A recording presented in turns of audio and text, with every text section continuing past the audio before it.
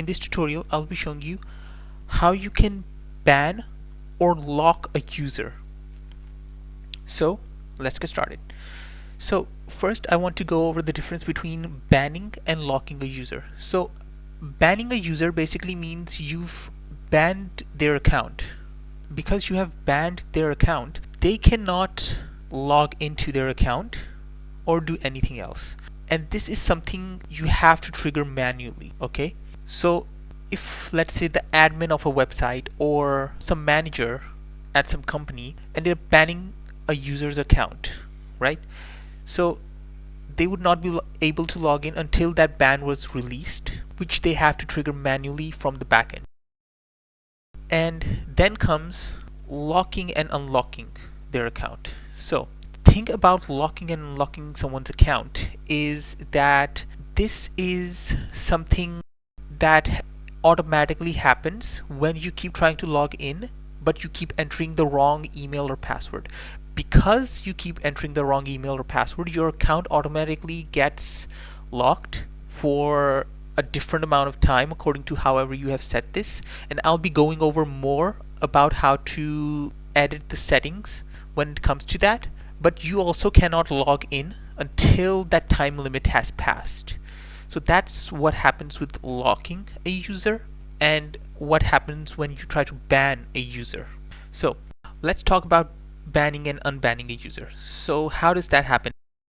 And I will be showing you this on the Clerk dashboard as well, how this affects your users, and also on the backend. So what is happening here is, actually I'm going to change this a little bit.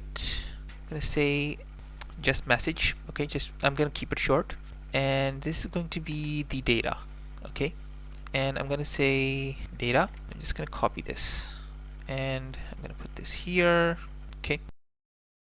So I am going to ban my user, okay, and I'm going to send the request that will ban my user. But right now the ID that I have chosen is this user's ID right here, which is, if you look here, this is the ID of the user, which I ended up getting manually by copying this, okay. This is the ID of this user. So in the dashboard, when I send a request, this user will be banned. And if I send a request, as you can see, I got all of the information about the user. And if you look here, this says true now, which means this user is a banned user now. And how do I see this on my dashboard? Well, if I refresh this part, okay, let me just do email, for example. Okay, let me just go back. You can't see this, but I just wanted to make this clear. So as you can see this minus sign here, which basically is saying that this user is now banned. And if I go into this, right, if I just refresh this page, you will see this written here, banned. So this user is banned, and I have to manually trigger this user to be a unbanned user, okay. So I can also do that from the backend, which if I go here, do this, save this, and now because I'm getting the user ID in this from this, okay, and this is right now true. If I send a request again, you will see it is false, meaning this user is no longer banned. And if I again refresh this, right, so you can see that the mark disappeared. This user is no longer banned. If I refresh this, you can see the user is no longer banned. So this is how you work with banning and unbanning a user. So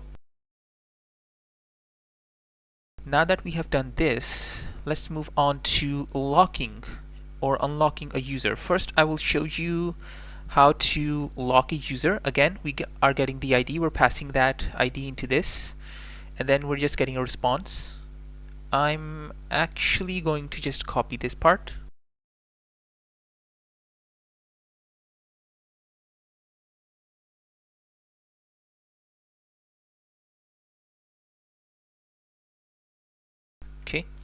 I'm going to save this. Data, save. Okay.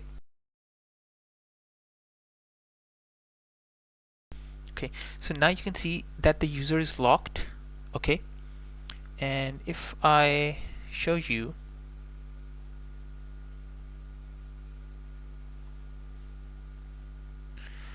as you can see, the user has a lock here, which is saying that this user is now locked. Okay, and it's the same for their account as well. You can see that the user is locked, and if you're wondering how to unlock the user, you can do it manually or from the backend here. Okay, I'm just gonna trigger this, let this save. Okay, and this user will stay locked until 1 hour has passed. And I'm gonna send a request. As you can see, the user is no longer locked, but this user will stay locked for 1 hour.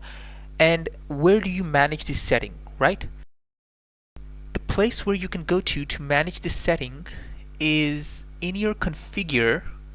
If you go into attack protection, right, you will see this account lockout, which is that if 100 times, this is the default setting.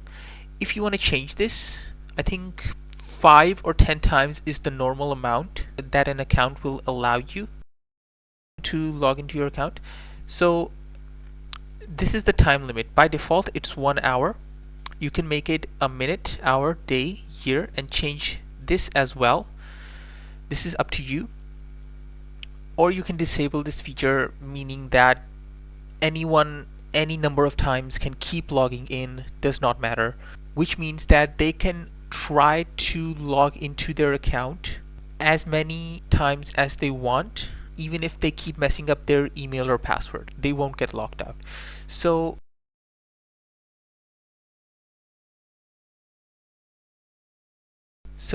I hope you like this tutorial. Like and subscribe for more tutorials like this, and I'll see you in the next one.